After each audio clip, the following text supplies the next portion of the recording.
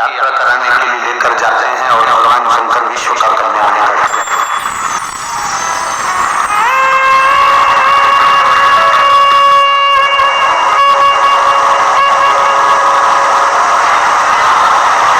प्रदोष के दिन भगवान प्रदोष काल में शंकर भगवान पार्वती जी को लेकर निकल गए।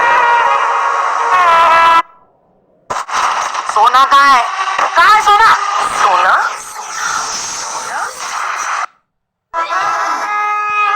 पूर्णिमा के दिन मध्य रात्रि में भगवान शंकर पार्वती जी को लेकर निकल गए। अमावस्या के दिन दोपहर के समय पर भगवान शंकर पार्वती जी को लेकर निकल गए। सोमवार के दिन प्रातः और प्रदोष काल में शंकर भगवान पार्वती जी को लेकर निकल गए हैं।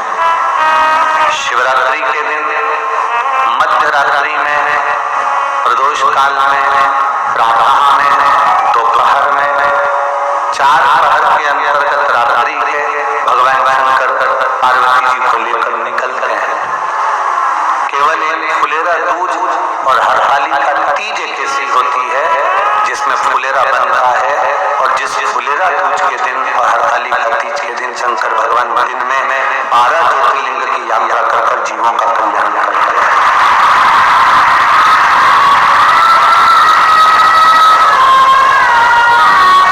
आज के दिन शिव मंदिर के अंदर शंकर नहीं है, आज के दिन शंकर पार्वती दोनों बाहर।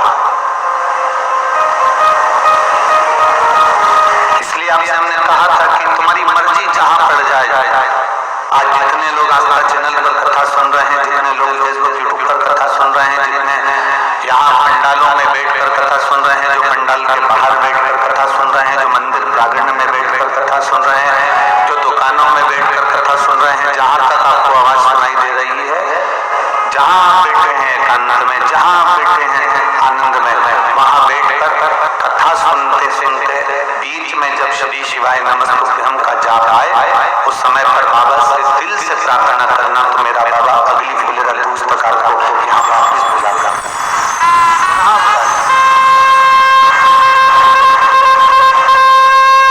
उसकी भक्ति अभी है, उसका विश्वास दृढ़ है।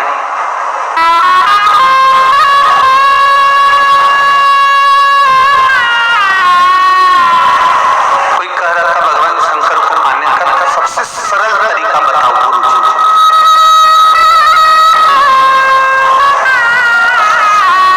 शंकर जी को पाने का सबसे सरल तरीका गुरु जी तुम बताओ। गुरु जी क्या बताए? एक लोटा जल से और क्या सरल होगा? जरा विचार करिए, एक लोटा जल से और कोई सरल होने वाला है? अब उन्होंने कहा कि शंकर भगवान को पाने का सबसे सरल तरीका बताओ, तो हमने उनसे एक ही बात कहा, इससे भी सरल तरीका एक ही है कि किसी का दिल मत दुखाओ, उससे बढ़कर वो कोई तरीका नहीं।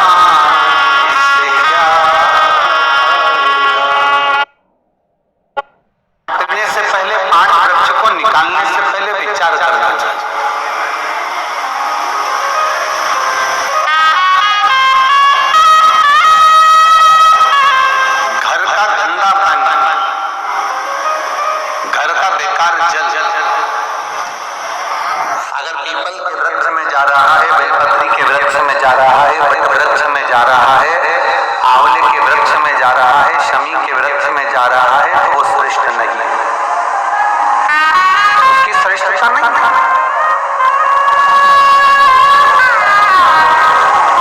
यहाँ तक शिव महापुराण की कथा कहती है, अगर कोई विद्वत ब्राह्मण ने आपको बताया है कि आपके घर में पितृदोष है, कोई विद्वान ब्राह्मण ने बता दिया कि आपके घर में काल सर्प दोष है, कोई विद्वान ब्राह्मण ने बता दिया कि आपके यहाँ पर ये वास्तु दोष है और इस दोष को मिटाना जरूरी है, कोई ने आपको बताया, उस समय पर हमें घबराना नहीं।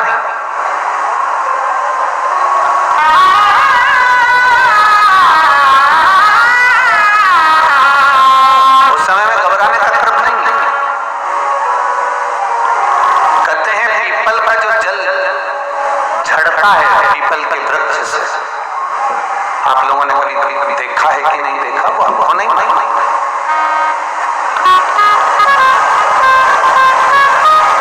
कितना भी अगर कोई वास्तु दोष बता दिया, मित्र दोष बता दिया, काल सर्प दोष बता दिया, कितना भी अगर कोई दोष बता दे, तो पीपल का जो जल वृक्ष में से झड़ता है, कभी कभी आप उसके नीचे हाथ रखकर देखना, थाली रखकर देखना, उसमें पत्थर पर देखना, तो वहां पर भी पानी के निशान आपको मिलेंगे, बूंद के निशान मिलेंगे।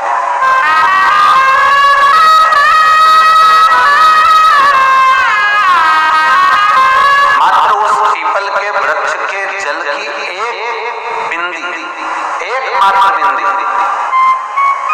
शंकर भगवान का जो शिवलिंग है, जलाधारी है, चरण है, गणेश कार्तिकी का स्थान है, अशोक सुंदरी का स्थान है, और प्रत्येक जलाधारी में से पानी बीच में से आकर नीचे की ओर गिरता है, नीचे की ओर गिरता है। आप लोगों के स्मरण में हमने पहले भी बताया है, राइट में किसका स्थान है, गणेश जी का, लेफ्ट में कार्तिक के, बीच में अशोक सुंदरी, ये क्या है, पार्वती जी का कमल शिवलिंग, और ऊपर से जो जल एक बूंद शंकर जी के शिवलिंग पर गिर रहा है, वो शंकर जी की 5 लड़कियां, जया, विषहरा, शामलीवारी, दौतली और देव, शंकर जी की 5 लड़कियों, एक एक बूंद पानी शिव जी पर गिरा रहा है। जहां जल नीचे गिरता है उस स्थान से जहां तक जल बहकर जा रहा है, उस स्थान तक 33 कोटि देवताओं का स्थान, 33 कोटि देवताओं का स्थान। अब जहां पानी आया, जहां नीचे गिरा, उसके बीच में जो स्थान होता है, आप लोगों ने देखा है कि नहीं देखा, जिनने देखा है जरा हाथ उठाओ। ये पानी जैसे यहाँ तक आया और यहाँ के बाद नीचे गिरेगा, तब वो नाली के माध्यम से बाहर जाएगा, तो जितनी दूर यहाँ से वो नीचे की ओर जो गिर रहा है, यहाँ से वो नीचे की ओर जो पानी जा रहा है, ये जो स्थान होता है, ये हमारे 3 दोषों को निवारण तुरंत कर देता है। एक हमारा पितृदोष, एक हमारा काल सर्प दोष और एक हमारा वास्तु दोष का निवारण ये तुरंत कर। और ये तो हमने केवल आपको शिव महापुराण के माध्यम से बताया कि ये 3 दोष का निवारण कर देता है, पर यदि कभी आप ध्यान से लिंग पुराण को पढ़ेंगे, आप यदि लिंग पुराण को पढ़ेंगे और गीता प्रेस गोरखपुर की लिंग पुराण को लाकर यदि आप पढ़ते हैं, या गीता प्रेस गोरखपुर की शिव अंक को भी आप अगर पढ़ेंगे, उसका नंबर हमारे स्मरण में नहीं आ रहा है, शिव अंक को भी अगर आप पढ़ेंगे तो उसमें भी आपको वर्णन मिलेगा कि हम तो केवल 3 दोष का बता रहे हैं, पर हमारे शास्त्र तो यहाँ पर और भी दोषों का वर्णन कर रहे हैं। जैसे किसी ने बता दिया आपको शनि का दोष है, किसी ने बता दिया मंगल का दोष है, किसी ने बता दिया आपको केतु का दोष है, किसी ने बता दिया आपको राहु का दोष है, किसी ने आपको कह दिया कि बृहस्पति का दोष है, किसी ने कह दिया आपको ये वाला दोष है। दुनिया के जितने दोष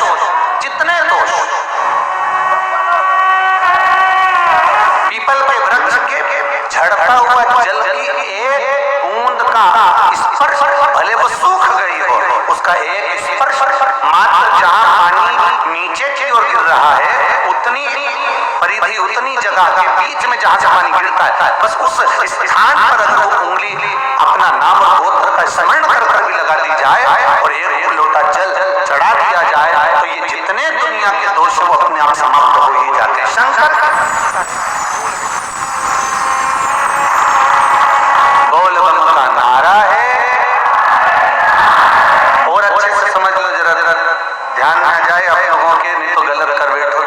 बहुत स्मरण रखिएगा। शिवलिंग जलाधारी में से पानी बहता है, नीचे की ओर जाता है। जितना मोटा शिवलिंग की ये जलाधारी होती है, उसमें से पानी जहाँ नीचे गिरता है, जितनी भी मोटी हो उसको कहीं पर भी आप बिंदी लगा सकते हैं। उस स्थान पर आप कहीं पर भी उस बिंदी को लगा सकते। कोई कह दे तुमको कि तुम्हारा मंगल गड़बड़ है, कोई कह दे तुमको तुम्हारा राहु गड़बड़ है, कोई कह दे तुमको तुम्हारा केतु गड़बड़ है, कोई तुमसे कह दे तुम्हारा बृहस्पति गड़बड़ है, तो समझ लेना कि हमारे ग्रह की दशा को सुधारने के लिए ये जो स्थान है, बस उस स्थान पर एक बिंदु अब आज के जमाने में आपने देखा होगा, जब से आप शंकर जी को जल चढ़ाना प्रारंभ करें, जब से आपने शिव महापुराण की कथा सुनना प्रारंभ करी, तब से आपने सुना होगा कि कोई भी अब ज्यादा आपको सुनने को नहीं मिलता कि वास्तु दोष हो गया, कि पितृदोष हो गया, कि कालसर्प दोष हो गया। इसके पहले का जो समय था, उस समय किसी को भी पत्रिका दिखाओ, किसी के पास भी जाओ, वास्तु दोष, कालसर्प दोष, पितृदोष, ये सारे दोष चलते रहते थे। पर तुमने जो एक लोटा जल शंकर भगवान को समर्पित करा, तुम्हारा चढ़ा हुआ जल उसी स्थान से नीचे गिर रहा है जहाँ हमने बिंदी लगाने का बताया, वहां से नीचे गिर रहा है, तो तुम्हारा दोष जल चढ़ाते चढ़ाते अपने आप वो दोष समाप्त होता चलेगा। सारी समस्या का हल एक लोटा। आप जो भगवान शंकर को समर्पित कर रहे हैं, आप भगवान शिव को जो दे रहे हैं, उसमें एक मूलता का भाव प्रकट